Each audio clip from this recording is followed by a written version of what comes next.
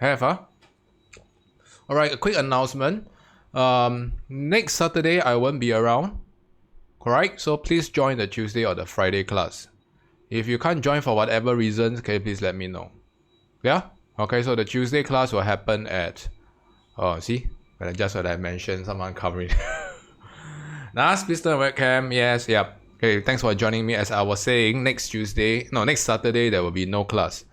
Yeah? Okay, because I will be away. So, you can join the Tuesday 7 p.m. class or the Friday 4:30 class. Okay, I'll be flying on the Friday night.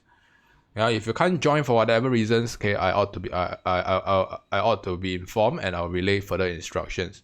Okay, if not, I'll consider that as an absenteeism. Yeah.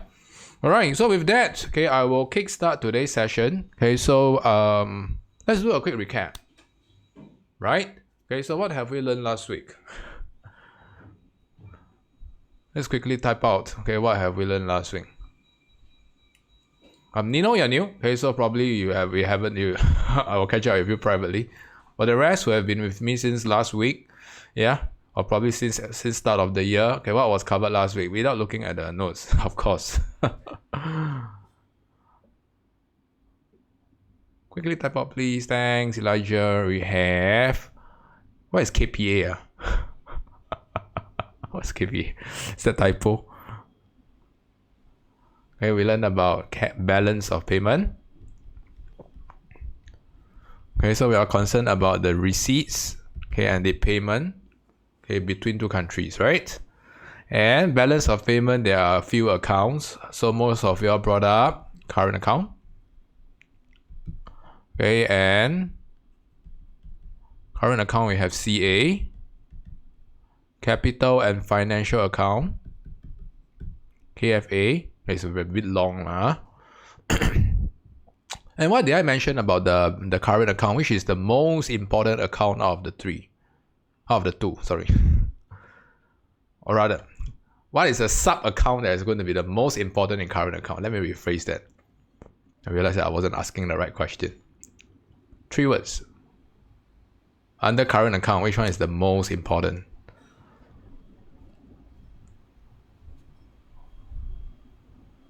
A net? Nope. The concept is right, but you're not elaborating that correctly. Great, Elijah. Okay, so it is what we call BOT, balance of trade. Okay, so we are looking at your net exports. BOT, okay, not net exports. So when your balance of trade is in a surplus, it tells you that your export revenue exceeds your import expenditure. Okay, likewise, okay, it will be in a deficit, okay, if you're talking about the other way. Okay, so last week I also covered a main determinant of your capital and financial account, right? Okay, it starts with something that is quite hot. Okay, what is hot in your capital and financial account? Can you tell me? What is hot? And spicy. Not zinger, makes me hungry. Okay, hot money. Okay, so hot money, okay, or what we call your short-term capital flow. Okay, they are primarily driven. Yep. Okay, good, Elijah. Hot money, they are primarily driven by interest rate difference, right, or rate of returns. Okay, so whichever country that offers a higher rate of return, there will be a outflow. Okay, if the domestic country offers a higher rate of return, inflow. Alright, okay, we also learned about causes of balance of payment deficit. Okay, I hope you all don't forget. Okay, just now I brought up interest rate as one of the key criteria for capital and financial account. So what could have caused your current account or balance of trade to be in deficit? Okay, possibly erosion of your export competitiveness, right? So primarily to do with your X minus M.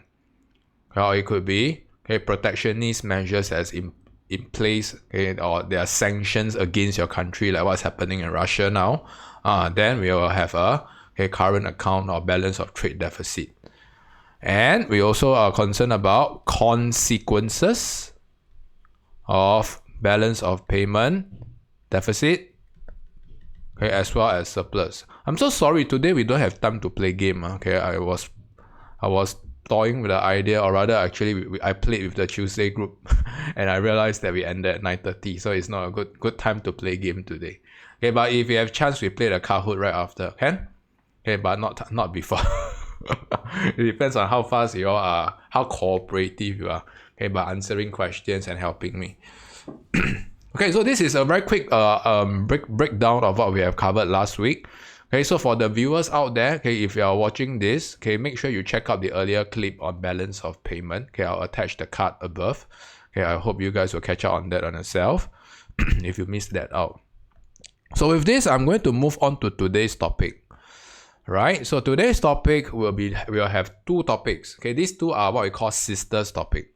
Sisters means that their concepts are pretty much the same. It is just that they are illustrated using a slightly different lingo, okay, which I will share with you all in a short while. Right, so the first half I'll be looking at multiplier. Okay, so we have been using multiplier in our framework. Okay, but today we'll be diving into, okay, the multiplier process. So I'll be imparting the multiplier process. Okay, so we're going through what's the multiplier definition.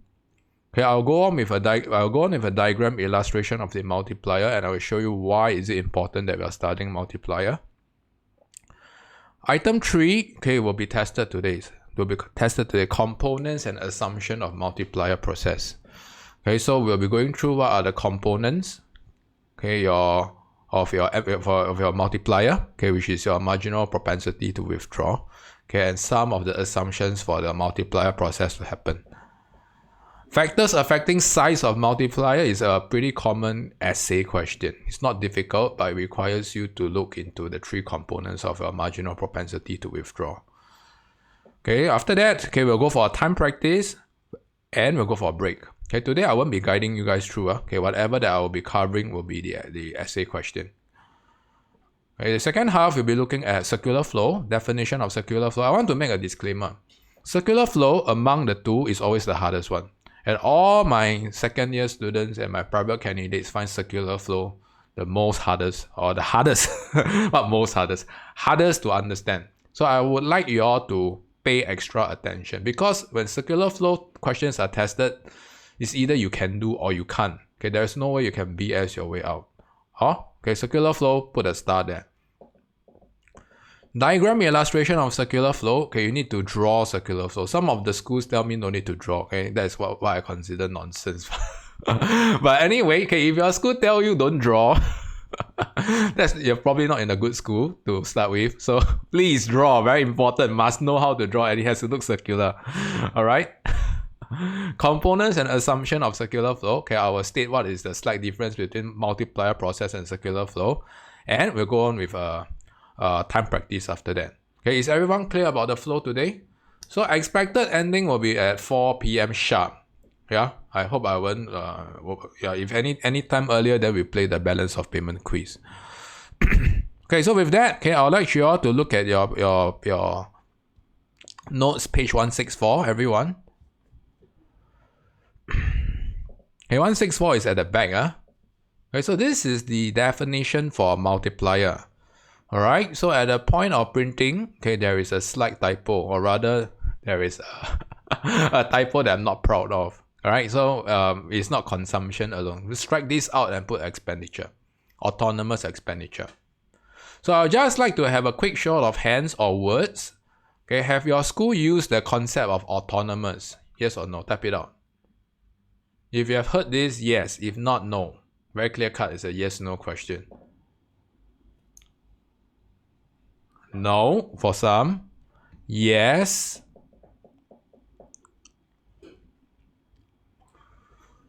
For those who use no, got to be careful. Okay, so I will illustrate to you why I use that.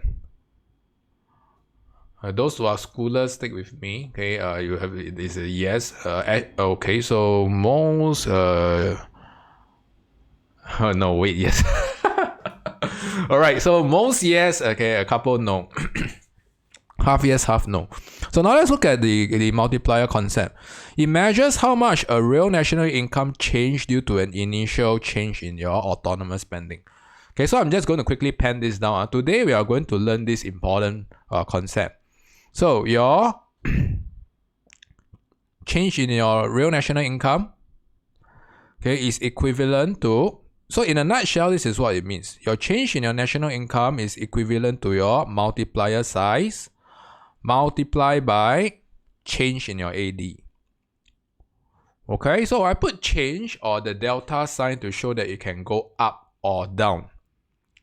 Okay, so if it goes up, this is what we call your multiplier process. If it goes down, it will undergo the reverse multiplier process. Is everyone clear? Alright, so your multiplier is definitely going to be greater than 1. I'm going to show you why in a short while. Okay, the minimum size is 1. Okay, is likely to be greater than 1. Okay, and multiplying by the initial change in AD, okay, you have multiple increase in your real national income. Cool, everyone? So I hope the OneNote doesn't quit on me. Just now when I draw too intensively, it suddenly like hang.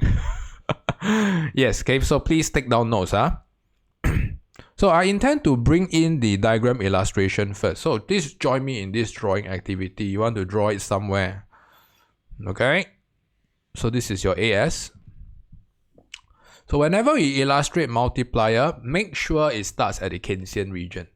No matter is it a reverse multiplier, a fall in AD, or a rise in AD, it doesn't matter. It has to be at the Keynesian region. So I wonder if you guys remember that in the past, let's call this, okay, this is 0, y0. In the past, okay, when we look at some of the answer keys and how they are structured, okay, I'm so sorry.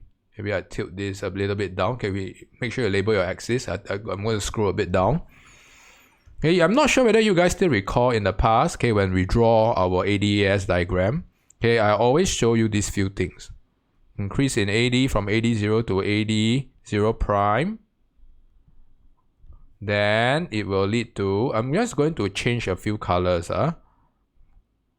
AD0 prime prime. Okay, maybe I'll just be consistent. And I will sum it up. 81. Okay, do you all still remember this diagram that you often see in the answer key? So today we are going to dive deep inside. Okay, so there is one specific phrase in the answer key. If you remember, this is from step 5 of the ADAS analysis.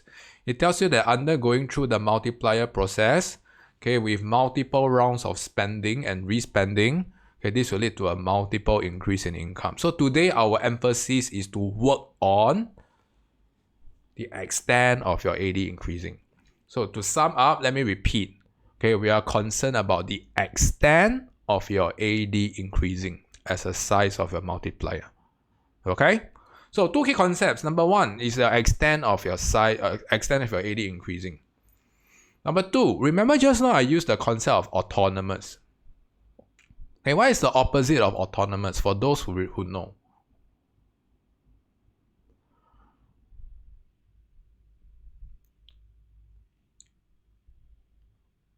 For those who understand, okay, what I mentioned. For those your school who doesn't use autonomous, it's quite unlikely you know the opposite. Okay, but what is the opposite of autonomous? It starts with the word I. I stands for induced consumption. Induced consumption means what? It means that your consumption is likely to be a result of higher income. Whereas autonomous, it tells you that any autonomous spending is not a result of a higher income. Induced means that when households receive higher income, they spend more. Okay, so today we'll be focusing on what happens after the initial green shift. Okay, the green shift is the autonomous spending, and the subsequent increase will be induced consumption. Okay, so if you cannot visualize this, can everyone cycle here? If you can cycle, please wave to me. Can cycle or not? Can? Alright, so cycling works like this. When you take the first step, if you don't take the first step, you won't propel forward, right? Yes? Okay, so you will be stagnant. So what happens when you take the first step? You realize that you'll be propelled forward. Okay, but will you be propelling forward perpetually? Okay, you will come to an eventual halt. okay, because of friction or whatever, right? That's from the science perspective. So from the multiplier perspective, is the same. Okay, the subsequent increase of your AD has to come from somewhere. It has to come from somewhere that is independent of income. So there must be an initial spending that triggers the multiplier process. So you can see this like cycling. Okay, multiplier process will not start if someone don't pedal. Okay, but if you pedal, unless you keep pedaling, if not, okay, you will eventually come to a stop. Okay, so I will show you the stop condition in a short while.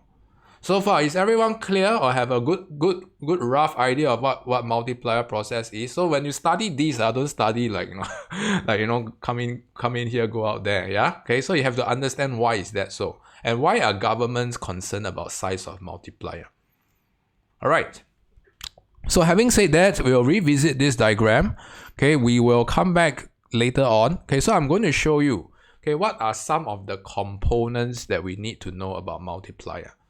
All right, so I'm going to use a combination of math, okay, and as well as illustrations and verbal illustrations. So if you're good with math, good. Okay, if not, okay, just stick with me.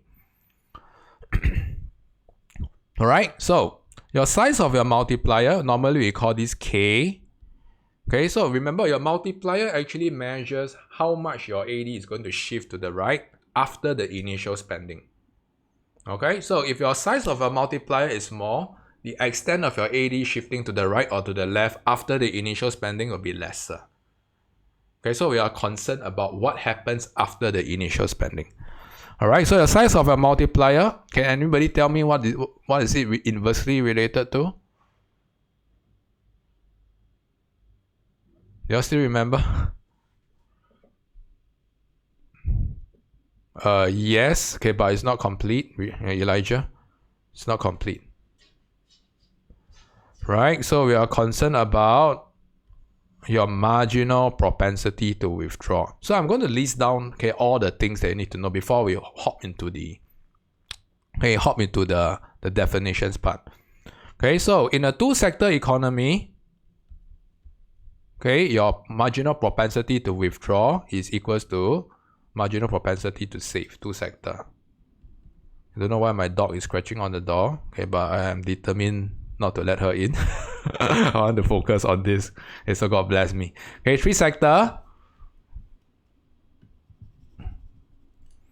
No, yeah. Okay, 1 over MPS plus 1 MPT. Okay, MPT is marginal propensity to tax. Okay, and four-sector.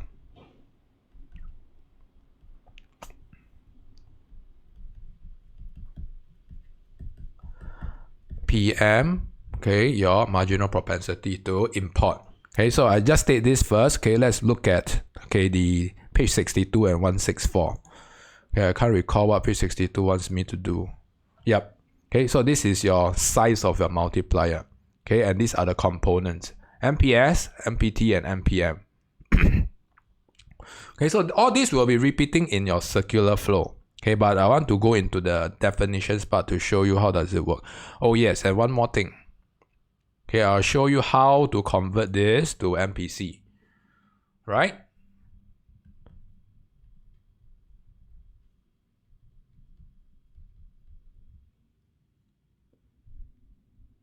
Okay, 1 over 1 minus MPC. Your MPC plus your MPW. I list down all the formulas first, then I explain to you equals to 1. Okay, so now let's quickly look at what do I mean by all this complex stuff. Okay, marginal propensity to consume. Okay, it simply tells you for every additional dollar of income that you make, how much goes to spending. Okay, so marginal propensity to save. Every additional dollar that you make, the keyword here is additional dollar that you make, how much is allocated to savings. So same for tax and same for import. So let's start with the very first thing. Okay, why is the summation of these two equals to 1? Okay, before you blindly memorize, okay, or it must be equals to 1, you have to understand why is it equals to 1. Okay, so remember, a marginal propensity to consume tells us that for every additional dollar that you make, how much goes to consumption. Marginal propensity to withdraw tells you for every $1 that you make, how much goes to withdrawal. So these two together, when you add them up, for every $1 that you make, okay, so this is the $1. A part of it will go to consumption and a part of it will go to withdrawal. So by default, okay, your size of an MPC is between 0 to 1. Okay, same for your MPW. Okay, it has to be between 0 to 1. And therefore, you realize that since your MPW is between 0 to 1, okay, the minimum size of your multiplier, okay, will be 1 over the maximum MPW, which is 1, which is also equals to 1. Okay, but it is more likely that your MPW holds the value between 0 to 1, right? So here's my recommendation. Later on, when you illustrate, you need to make assumptions of what is MPW. Okay? So I will recommend you to assume a size of 0.5. This is my recommendation.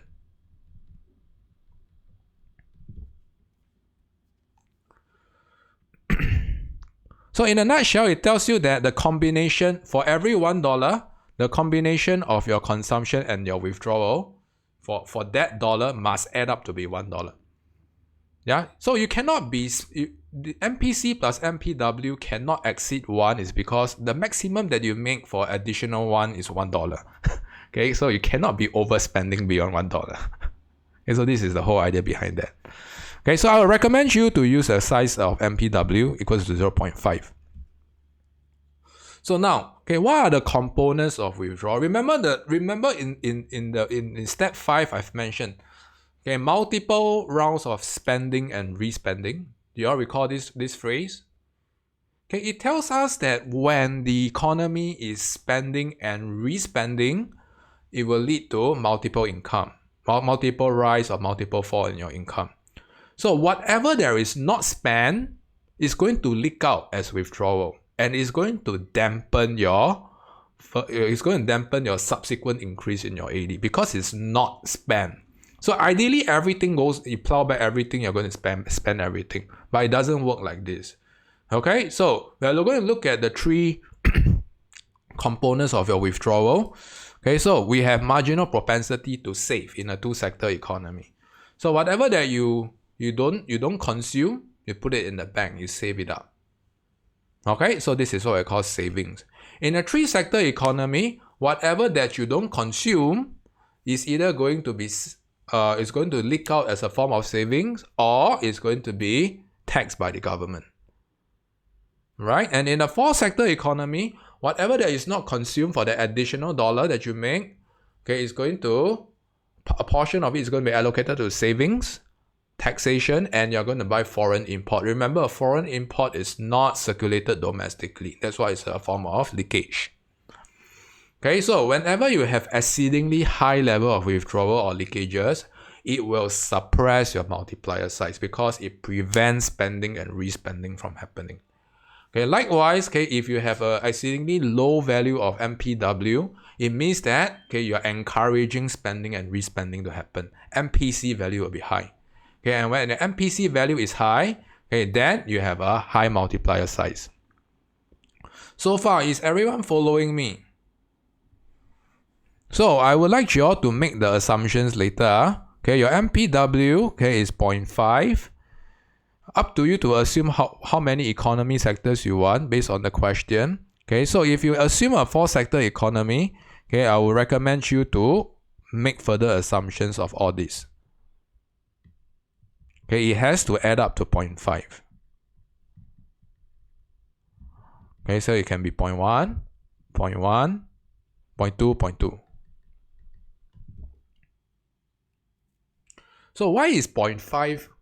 Okay, so some of the earlier batch were asking me, Mr. Teo, why must be 0.5? Why can't it be 0.4, 0.3, 0.2? So the long story short is 0.5 will always give you a whole number for your multiplier size. Whole number. Okay, the rest of the numbers will not give you a whole number. So the second reason is some of the students are careless. So when they are careless, they often assume like this. Okay, and if you assume your multiplier size is equals to 1 over MPC, then you are in trouble.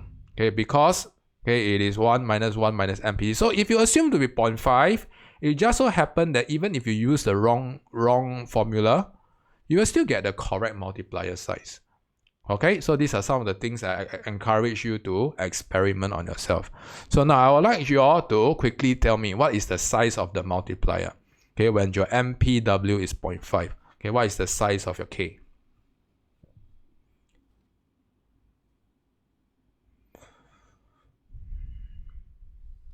Okay, good, Nat. Okay, so this is very simple math. Anyone who get this not correct, then I can't help, that's for sure. Alright, so there are also a few more assumptions to make. Also, before I go on, okay, the answer is 2. Okay, 1 over 0.5 is equal to 2.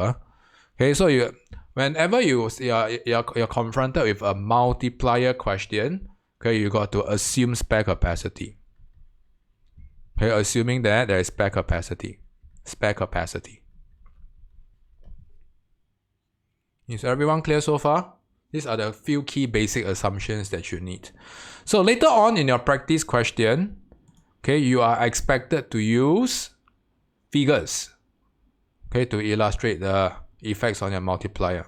So I'm just going to quickly showcase the question because later on I'm not going to go through this question. What exactly is spare capacity? Spare capacity. The horizontal part of the AS curve. That's what I call spare capacity. So this is the practice question later. Yeah, I'm just going to go through in context with this. So in this question, it tells you, explain the process where an increase in investment expenditure leads to a bigger change in your national income. So how can we quickly tell this is a multiplier process question? No? See? They tell you to illustrate the multiply effect. Okay, so you need to show the bigger change. Whatever initial spending must lead to a bigger change in your real national income. Alright, so the next keyword that you often see that's related to multiplier is national income. Okay, they ask you to determine the equilibrium level of national income. Okay, the last keyword here is process. Okay, this is a process. You need to state a few points. Okay, or rather the before and after. So I personally don't think such questions are very popular to start with. But if they ever test you, okay, there is only one way to illustrate this, and it's through numbers. Okay, so make sure you're familiar with the process I'm going to state. So, as a start, okay, remember just now I asked you to state all the assumptions. Okay, you want to define what is multiplier, identify the concept that is tested, right? And you want to state all this as the assumption, okay, of your multiplier. Okay, so this is how you want to start with this essay. Identifying this as a multiplier concept question, define multiplier, and state all the assumption.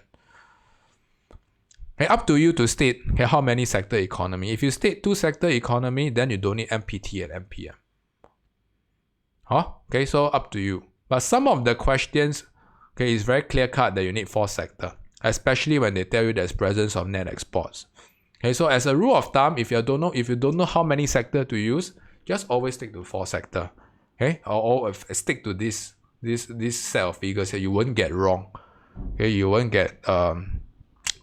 be underwriting.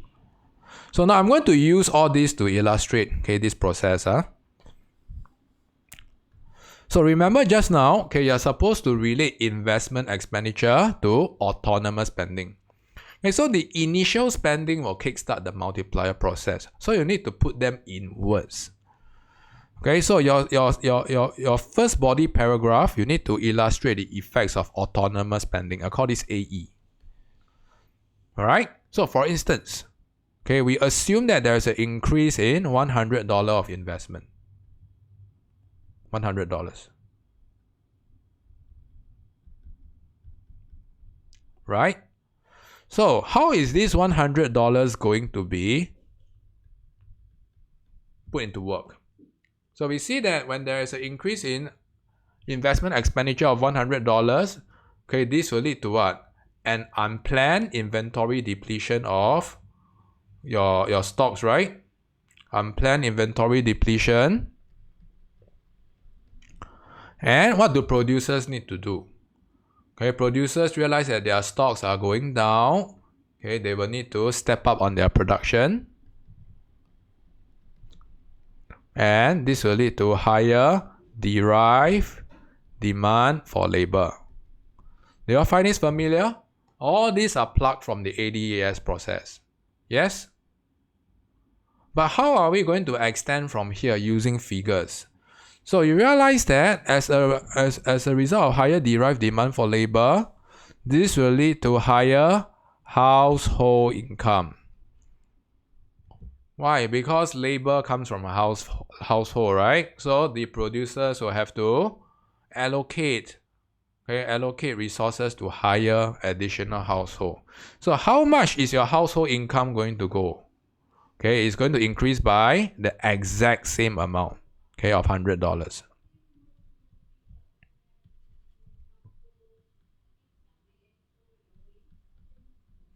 Okay, are you all following me?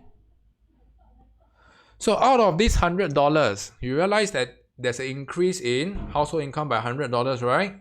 Now, okay, let's put all our MPs into work. So how is it going to be distributed with an increase in $100 of income? Okay, we can see that how much will be leaked out as savings based on the earlier figures that we assume. How much? Type it out now. Oh, I drink my coffee. When there's increase in $100 of income based on the MP's value that we have assumed, how much is going to leak out for savings?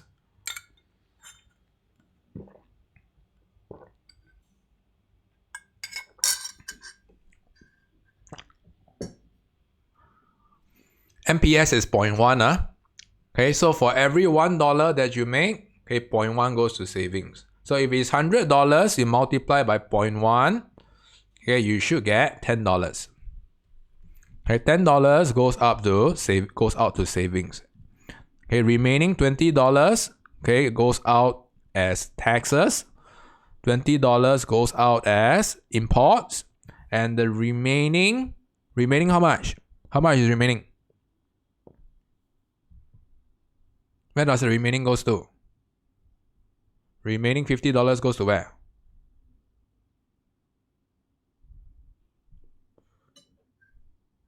Very net, good. We already stated the withdrawal already. Okay, so the remaining has to be spent, or MPC. Okay, has to undergo the MPC process. Okay, so for every $100 that you make, the remaining $50 will be induced consumption. So you have to state, okay, that there will be, okay, out of this $100, how much is going to be leaked out, okay, and how much is going to be respent. $50. So far, so good. So this is your paragraph, your body paragraph 1. So now, out of this $50, I call this induced spending, induced consumption of $50. Okay, it will go through the same process. Okay, I'm just going to copy and paste here. You realize that it's the same, right?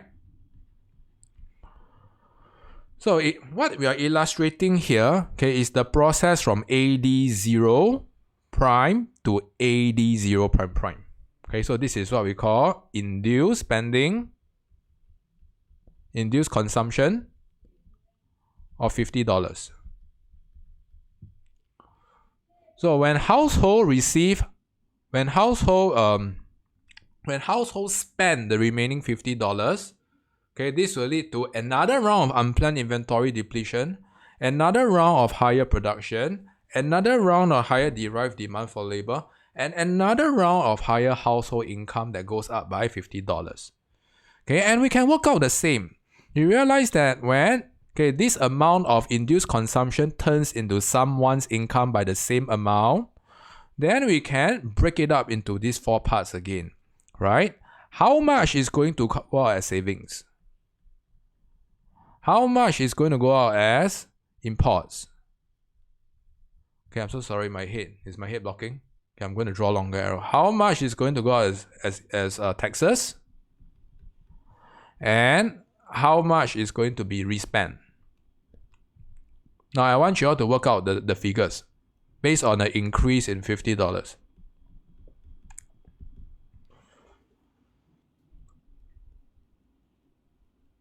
If you all can get the figures right,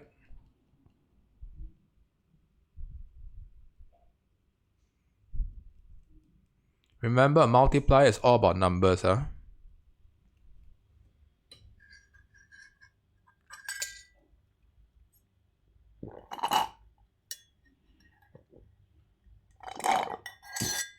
Excuse me. Recently, I get very concerned about drinking coffee and staining my teeth. That's why I drink with a straw. Hey, I think most of y'all got it. Okay, so savings will be $5. Okay, will be leak out. Okay, $10 for import and $10 for taxes. Okay, the remaining $25, okay, will be induced consumption. So what do we observe here? Okay, we observe that the amount to be respent is going to be lesser and lesser. Do you all agree? Okay, because of the presence of, yes, MPT and MPM, import is M. Okay, they are all leaked out. Because taxes, okay, goes to the government, that is not used to, anything that is not respent is a form of leakage. Okay, so one thing that we note for sure is your number or your level of respent is going to be lesser and lesser in the presence of leakage. Okay, so we can see that this process will go on and on and on until, okay, it eventually stops at 81. So we want to illustrate. Okay, so your third paragraph, you're going to conclude. Number 1, okay, what is the overall size, or rather, okay, based on the size of your multiplier, can we deduce what is the overall impact of your real national income? Can or not? Okay, remember just now I shown you all a very important formula, right? Okay, your real national income is equals to your multiplier size multiplied by the initial spending. Agreed? Good. Okay, so someone already came up with the answer. Very good. Okay, so sorry, I pressed the wrong thing. Okay, so we can see that your real national income is equals to multiplier size times 80. So if you were to plug in size of multiplier to, okay, size of your initial spending is 100. Okay, we can see that your overall multiplier size, because of the multiplier process, your national income is going to increase by 200.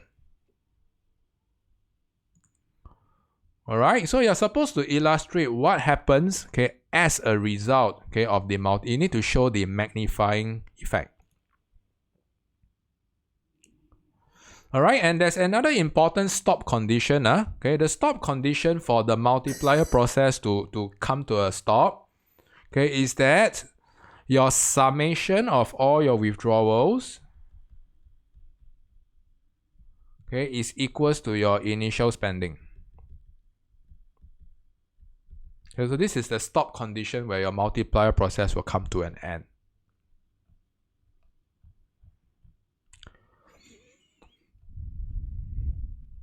So when to use this and when not to?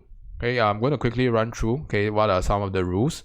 You only use this, okay, when you have specific phrasings like this that suggest that that multiplier process is tested. The process.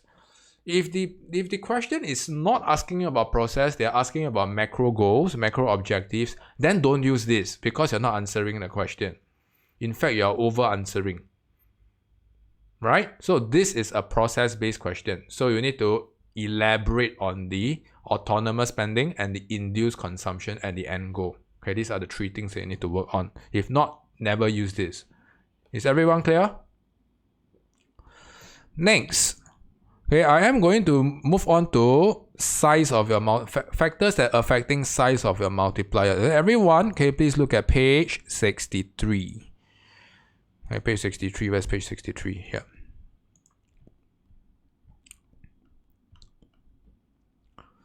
Alright, so in your notes, okay, there should be quite a lot, okay, to illustrate, okay, what will dampen the size of your multiplier, that kind of thing.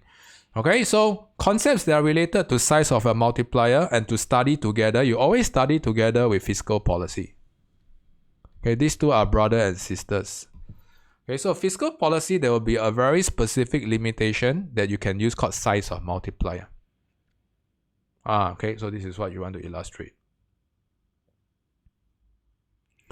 Okay, so for your limitations, you can look at any of the components that contribute to your multiplier size or your MPW. Okay, so for simplicity's sake, I'm just going to illustrate one. Okay, just to let you know how to better make sense of your notes. If you don't understand your notes, you can let me know. Okay, you can take a snapshot. Okay, I'll address that. So MPS, okay, you want to look out for, in Singapore context, I believe all your school notes should have the example of CPF, right? Okay, so make sure you're able to spell CPF in full, Central Provident Fund. And you're going to illustrate how does the presence of Central Provident Fund prevents respending from happening. Why? Because these are mandatory savings that you have to set aside for retirement. Agreed? So if whatever is saved cannot be spent, okay, your MPS will go up. And this is why Singapore has a relatively small multiplier size. Okay, because of very high exceedingly level of savings. Okay, another example that you often see is marginal propensity to import from Singapore's perspective, openness of economy. Okay, you realize Singapore is a small open economy, we are import reliant. Okay, we don't produce domestic goods. Okay, therefore a sizable amount of our spending goes abroad. Okay, it was never respent. Okay, therefore this dampens our size of the multiplier. So it's important to contextualize, okay, and illustrate back to whichever country that you want to illustrate. Okay, with significant examples. Not significant, specific examples. So just how somebody was asking me, okay, why is it important that it's at the Keynesian region or spare capacity? So now I'm just going to deviate a little bit before we go to our time practice. Now look carefully, you realize that beyond your spare capacity, when you keep moving upwards, you realize that the increase in your real national income, okay, will be diminished, will be lessened. It will be followed by an increase in your general price level. Okay, so you will not exploit the full multiplier process when you are running out of spare capacity. Okay, because it will only lead to inflation. That's why we only emphasize on the horizontal part. The horizontal part will show you the full shift in your AD. Okay, any further shifting upwards, your RNY will increase at a slower pace. Okay, because of the shape of your AS looping upwards. Is everyone clear? Okay, so we are done with the concept of multiplier. Okay, I reckon that it's fairly straightforward. So now, let's go back to the question paper. Does everyone has the question? Do everyone have access to the question paper? Okay, if you are seeing the same question paper, please type a yes.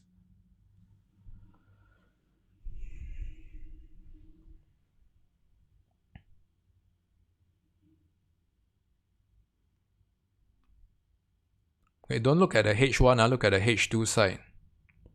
Elijah and Ashley? Yes? Okay, great. Ashley?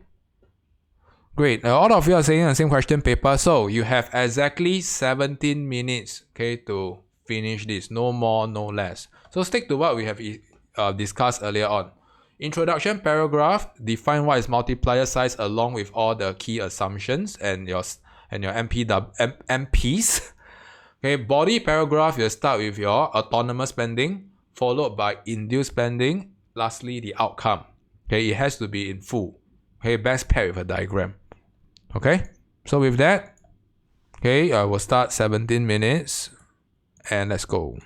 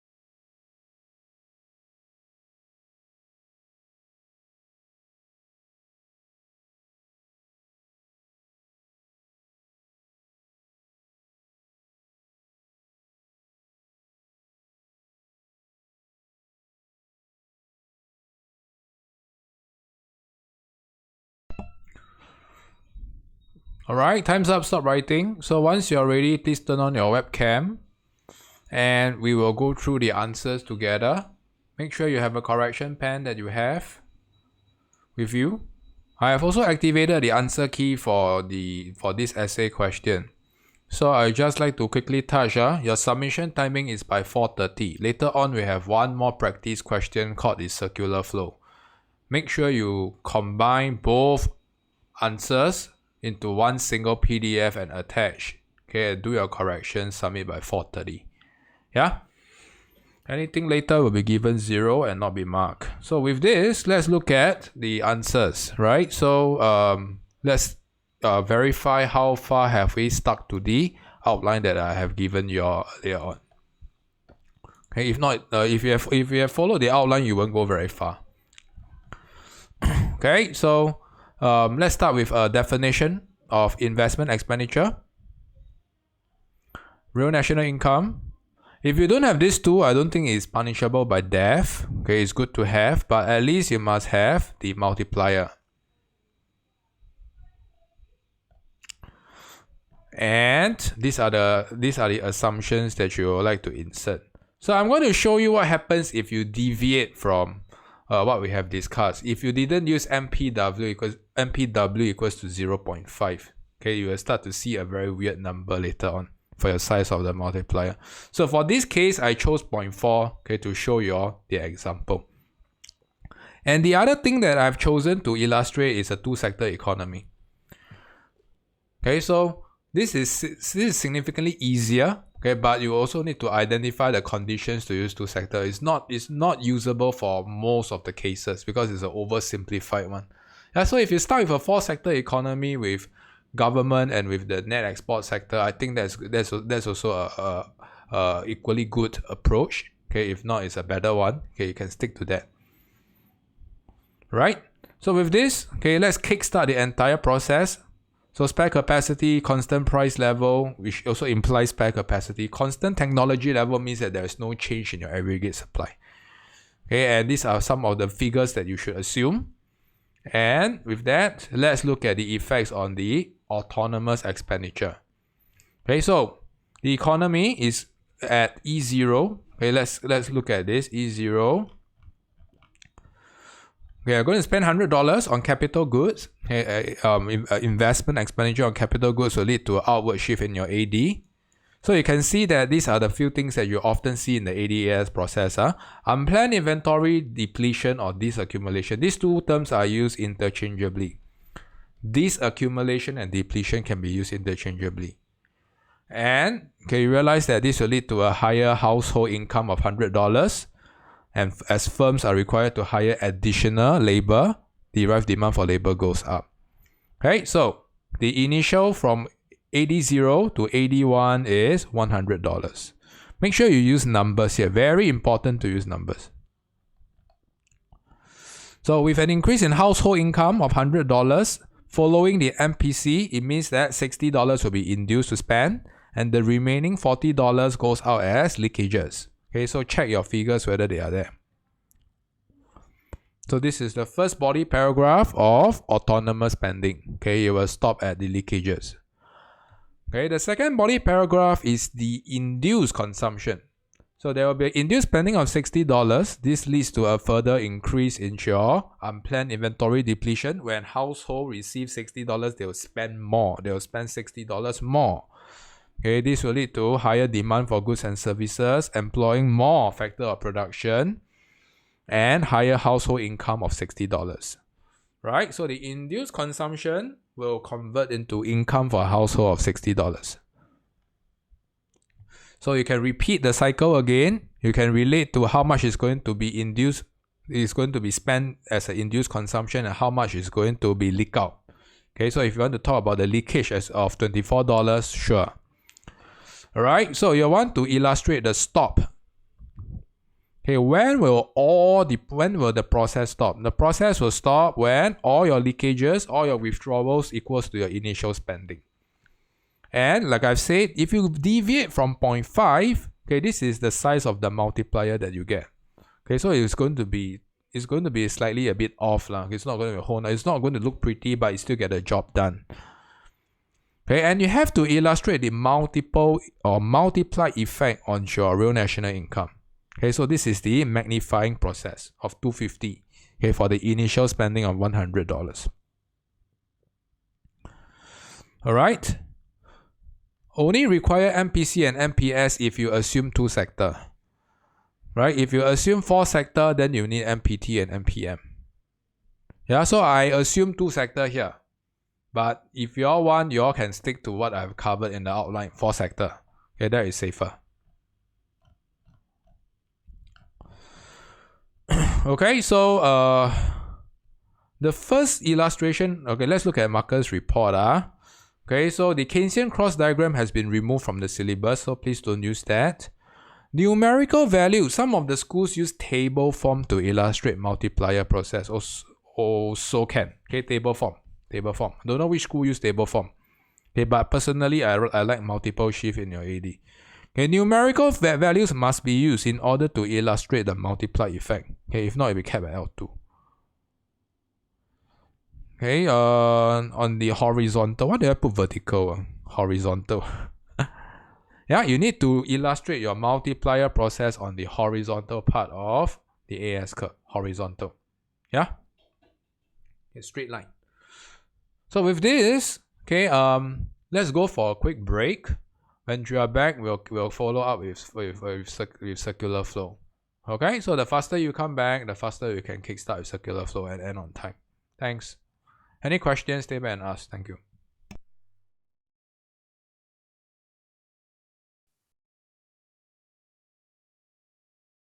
Hello. Yes, Elijah. Yeah. For the leakage and like the MPC, right? Yeah.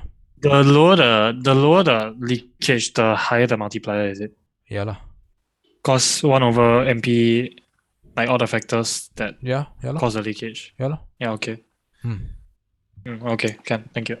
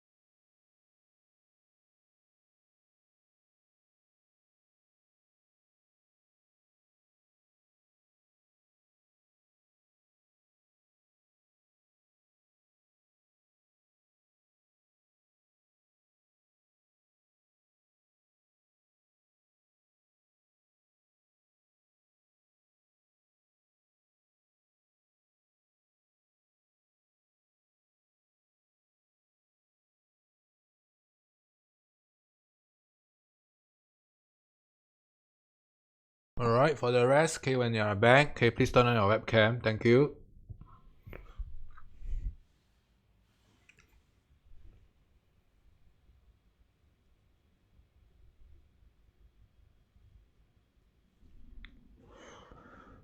So anybody found multiplier hard? Don't know what to write just now? Any difficulties? You can type out if you have any difficulties. Because I can assure you this is harder. Multiplier is the easier one. Any particular difficulty manage to elaborate? Yeah, okay, it's all about elaboration. Yeah, circular flow has to be even more precise. Can we use specific terms?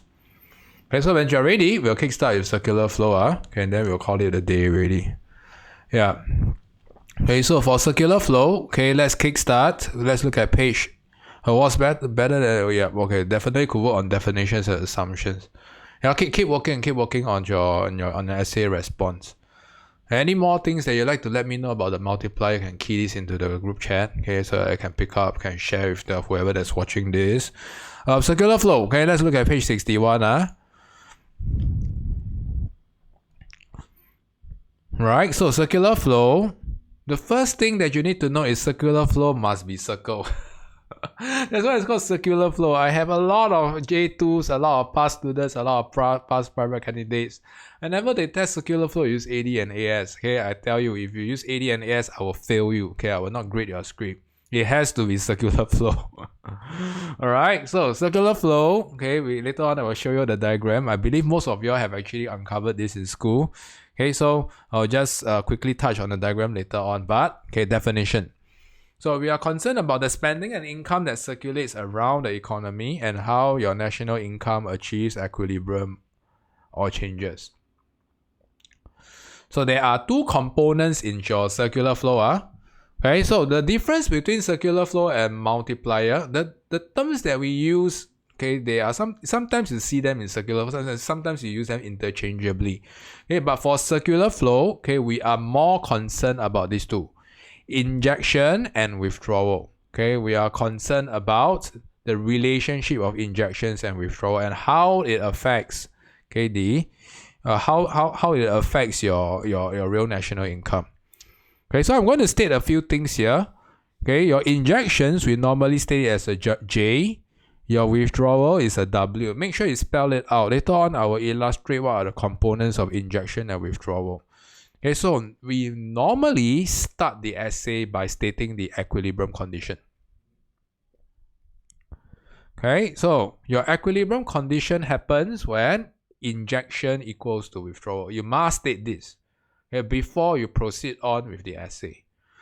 So the essay will normally tell you, okay, what is going to happen to your circular flow.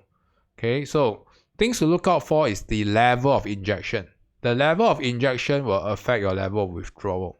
So when injection exceeds withdrawal, your economy expands, your RNY goes up. Okay, if your withdrawal exceeds injection or your injection is lower than your withdrawal, your economy contracts. Okay, so later on I will show you how to illustrate the adjustment process. So you have to state this later. Clear, everyone? Okay, I might as well use the practice question later on to state as an example. Okay, everyone, you can see the question down here.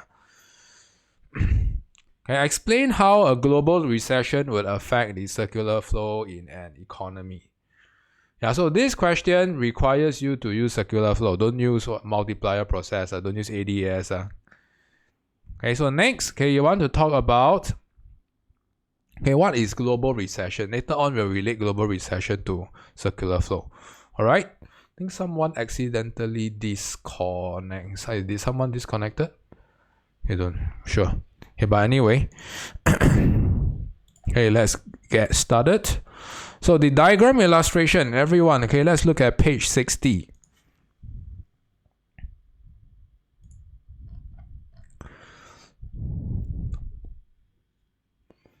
Okay, so I'm just going to do a quick recap. Remember in the past, I used to illustrate that GDP has three identities, right? Your income expenditure is equals to your output expenditure is equals to your Your income approach is equals to your output is equals to your expenditure. Okay, I believe I mentioned this somewhere in the very first few lessons. Alright, so I just want you all to disregard all the red and blue arrows. Let's look at the original grey ones. Okay, the interaction between household and firms. Is everyone following me? So what's the relationship between household and firms? Okay, we got to identify that household are engaged by firms to produce output, okay, or production. So in return, firms will provide household with income. Okay, and household will provide firms with spending. They will buy the output from the firms, or your goods and services. Alright, so in this model, we don't need to assume the output. Okay, but we can simply assume that whatever that you make, you will spend it. Okay, so this is a simplified model. So far, is everyone following me? I'm not going to involve all the red and blue arrows yet. I'm just looking inside. Okay, whatever that is earned has to be spent. Clear? Now, let us expand it into a two-sector economy. Okay, with a two-sector economy, we can see that financial institutes are being involved, or what we call banks. So remember just now I was mentioning that multiplier and circular flow are very closely related. Agreed? So whatever that you don't spend is going to be leaked out, as a form of withdrawals like savings. So the household will allocate savings to the bank. In return, banks will provide them a rate of return. And banks, will provide firms with loans, credit. This is a form of investment into the circular flow, a form of injection into the circular flow. So we have one left arm. Your left arm will be savings. Savings is going to be a form of withdrawal. Whereas investment is a form of injection. So the economic agent that is involved, that actually brings these two together would be your financial institute. Is everyone clear so far? What's the role of banks down here? They allocate savings, in the form of loans and credit to firms in the form of investment. In a three-sector economy, will involve the government. So whatever there is not spent and there is not saved will leak out as a form of tax. So the government will collect direct tax, from household. And in return, you realize that the government is going to inject into the circular flow in the form of spending. So they collect tax revenue, from the household, and they are going to spend the tax revenue in the form of government spending. So I want you all to follow the arrow. What goes in must come out. In the fourth sector economy, the last economic agent is what I call your foreign sector. Meaning to say, for the household, whatever there is not saved, there is not tax, has to go into import spending. They will buy foreign goods and services. And foreign sector can also make demands for domestic goods, by increasing their demand for exports. And this is a form of injection into the circular flow. So in a nutshell, I want you all to identify what are the form of injections. Injections will be government spending, investment, and net exports. Likewise, for withdrawals, we have taxation, savings, and import. So these are the three components each. So the key difference between circular flow and multiplier, I hope you all can identify is there is a missing element. What is the missing element? The missing element is consumption. So in a standard multiplier, autonomous expenditure can include consumption. Your initial spending can be a consumption. But in a circular flow, there is no such concept of autonomous spending. Every of your spending is induced by income. Okay, so that's a subtle difference. I'm going to show you in the illustration, okay, what is going to happen here. Okay, so later on when you approach circular flow, okay, you are going to define what is circular flow. You are going to define what is recession. Okay, what is recession? What's the role of recession here? Okay, a recession means that, okay, 2 consecutive quarter of slowdown of economy. Good. Okay, that's the standard definition, right? So, okay, with that, okay, we have to state the initial equilibrium. Okay, the initial equilibrium happens when injection equals to your withdrawal, right? And with that, okay, we also need to state all the assumptions. Okay, the assumptions you can use here. Okay, you got to state that before everything starts, injection equals to withdrawal. You can go on to state the size of your MPW. It's the same as the multiplier. Okay, what is your MPS? What is your MPT? What is your MPM? And okay, what is possibly MPC?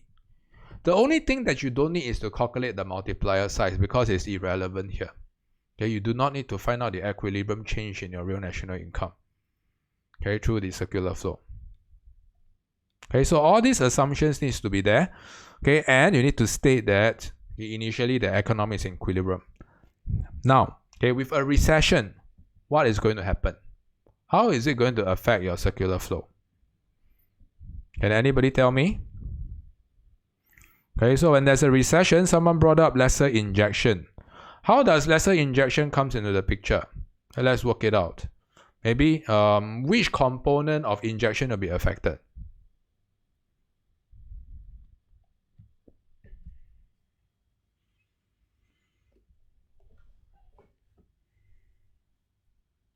So later on must put out in words. So if you tell me that there is a fall in injection, then okay, the equilibrium is going to be disturbed. Okay, it's going to be in the disequilibrium. Now withdrawal exceeds injection. Okay, so the economy is going to contract. So your catch is to identify how does a global recession affects your level of injection, through which channel. We only have 3, right?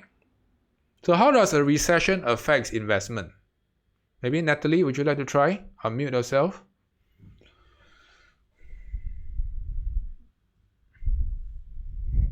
Yeah. Is it the pessimistic business outlook? So they will invest less money. Okay, so level of investment is going to go down because of pessimistic outlook. Okay, so you have to be concerned. You have to make reasonable linkage between recession and investment and draw the links like that. Pessimistic outlook.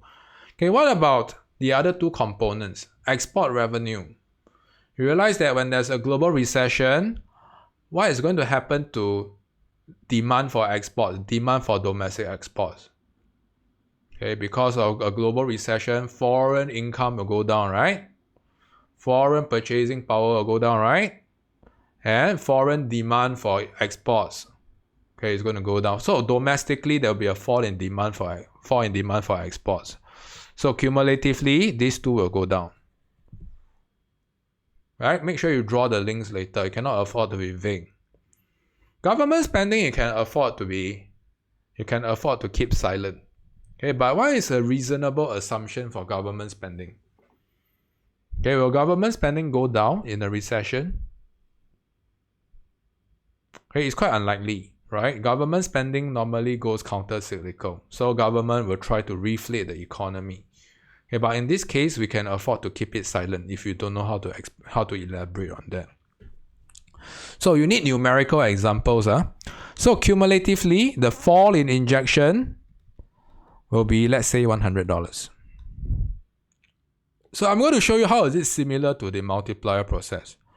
Okay, a fall in $100 of injection will lead to a fall in $100 of household income, right? Yes?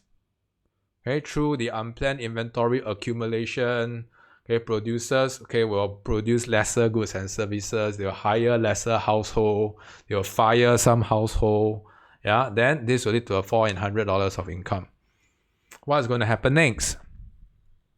You see that as a result of a fall in $100 of income, okay, and if we make the correct assumption here, see?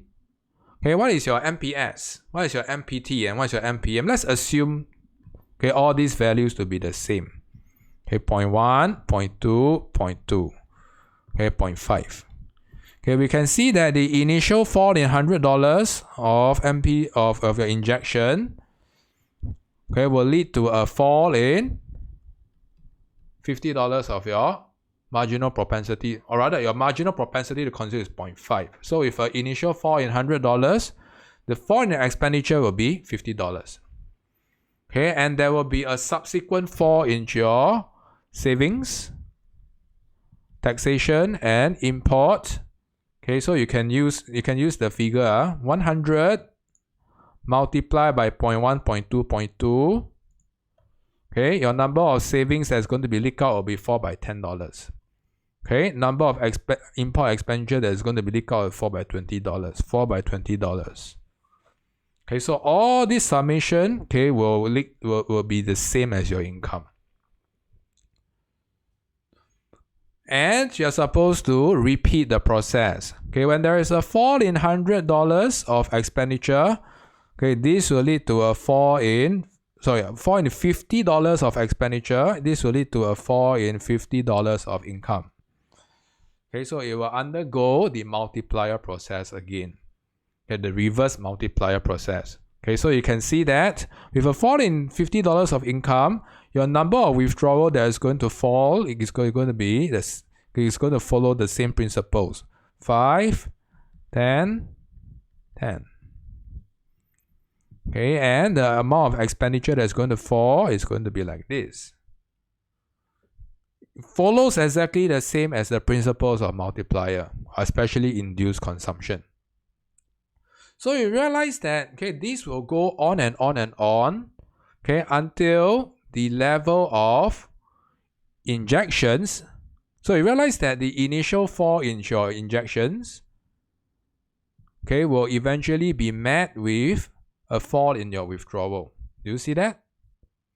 And it will eventually reach an equilibrium when they are the same again. So remember, you're supposed to establish how this equilibrium arises as a result of a component of your fall in investment and export revenue. You got to explain why. Okay, and then you got to use numerical figures as we have used earlier on to establish how does equilibrium happen again. So initially, okay, let me repeat. Okay, when injection is lesser than the initial level of withdrawal, okay, it's a smaller than. But you realize that once it undergoes the circular flow process, the fall in injection will be met with the same amount of fall in withdrawal. So equilibrium will be restored, okay, when the level of injection equals to withdrawal. You have to state that. So the key difference, okay, is you do not need to calculate the impact on your real national income. All you need to is just to but to reinstate how equilibrium is achieved. Equilibrium is achieved when injection equals to withdrawal. Alright? Circular flow, you need numerical figures, especially when it's tested like that. Right, so some of the schools don't use. Okay, we did a poll. Okay, we researched within all the prelim questions. 70% of the schools use numbers. If your school doesn't use numbers for circular flow, ditch that approach and stick to numbers. Okay, remember to ditch that is really for your good. Okay, and it's not difficult because it's the same illustration as multiplier. Clear? Okay, don't come back and tell me, Mr. Teo, you never covered this. Why my circular flow I get marked down so badly? Because you didn't stick to what we discussed. Okay, so for circular flow, stick to the approach that I've shared with you. Start off by telling me that defining circular flow, defining the sectors, tell me the initial condition of equilibrium before you show me how a global recession causes a contraction in your injection and how this leads to a subsequent fall in your withdrawal, and you got to go through at least one more round, okay, to show another round of fall in induced consumption or induced expenditure. Okay, before you reinstate that, equilibrium will be achieved again when your spending equals to your withdrawal. Remember, this is a very numerical centric question. You need to use numbers to illustrate. All right? Questions? If not, okay, this will probably be, no, sorry, it's not this question, this one. If not, okay, this will probably be your first time. I'm not sure whether it's your first time doing a circular flow, but I can guarantee you this is not the last time. Okay, if you don't get this well, okay, make sure you read my comments in the marking and you know this answer key by heart. Okay, because they can, no matter how they test you, it's going to go through the same illustration. If it is not global recession, then they will test you something that increase injection. Okay, you're still going to use the same format. So really know this by heart, okay, and do not cut corners. Don't think that it won't come out, okay, I can afford to bury it. Okay, it will bury you. Okay, I promise you that. Right? So with this, okay, I'm going to kickstart with the second time practice. You have 17 minutes. All the best. Let's push through. Let's go.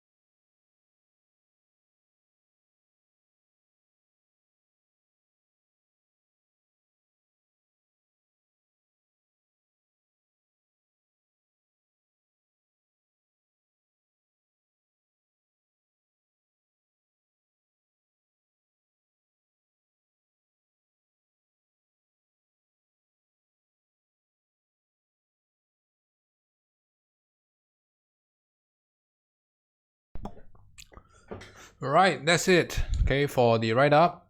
Okay, once you're ready, please turn on your webcam. Okay, and we'll power through. Okay, I will activate the answer keys now.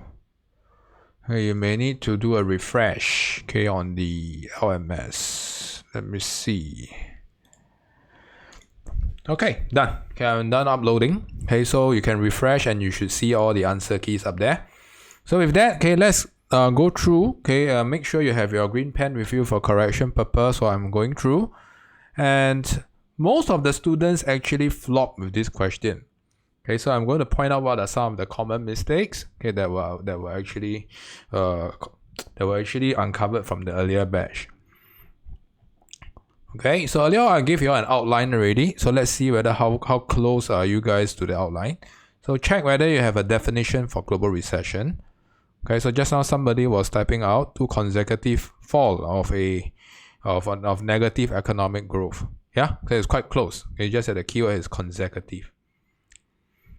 Okay, circular flow of income. Okay, make sure you define that, or you can stick to what we have discussed here. Okay, you can use the definition here as well.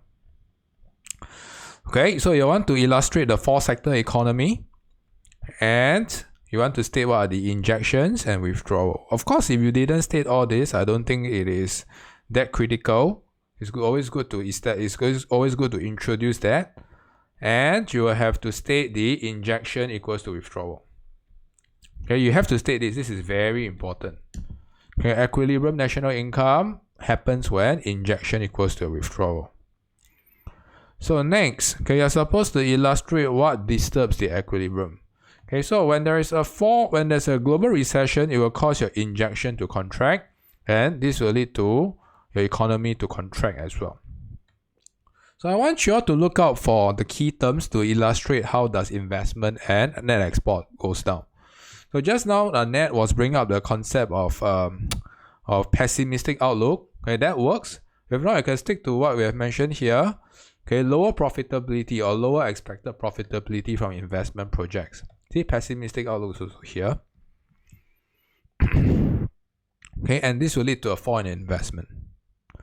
Likewise, okay, you can see that global recession will lower the level of economic activities, and foreign income will fall. And there will be a lesser demand for domestic exports. Therefore, cumulatively, the level of injection will fall, and this will cause disequilibrium. Okay, this must be stated.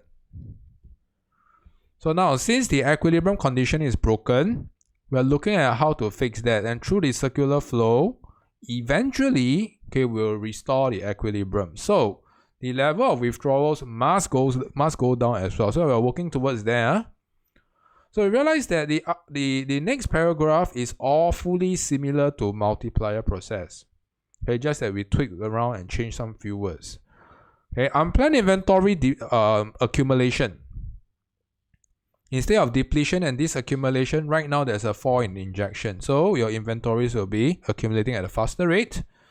Household is a derived demand for labor with a fall in injection of $100. This is an assumed figure. Okay, household income will fall by $100. So this is what I've mentioned about assuming all the key figures. What is MPC? What is MPS? What is MPT? What is MPM? Okay, so with a fall in household income, this will lead to an induced fall in consumption of $50. Okay, and this will lead to a fall in your total number of withdrawals through the MPS, MPT, and MPM. Okay, you can see that this is the total amount of withdrawals that fall as a result of a fall in your initial injection. And with a fall in induced consumption of $50, we realize that this is the same as the multiplier process. Almost the same. Okay, fall in unplanned, there will be a further unplanned inventory depletion. Accumulation, not depletion, accumulation. Fall in demand for household labor and income. Then we don't need to go on anymore because it's going to lead to lesser and lesser amount of withdrawal. So the stop condition happens when the decrease in income and consumption becomes insignificant due to the existence of the withdrawal, and through multiple rounds of withdrawal or decrease in your level of withdrawal, your fall in your W will reinstate the equilibrium condition. You have to state this. How is the fall in injection be ultimately matched with a fall in your withdrawal? So you notice that there are usage of figures here. Okay, all these figures are critical to illustrate. So if you skip all the figures here, okay, there is a good chance that you will be capped at L2.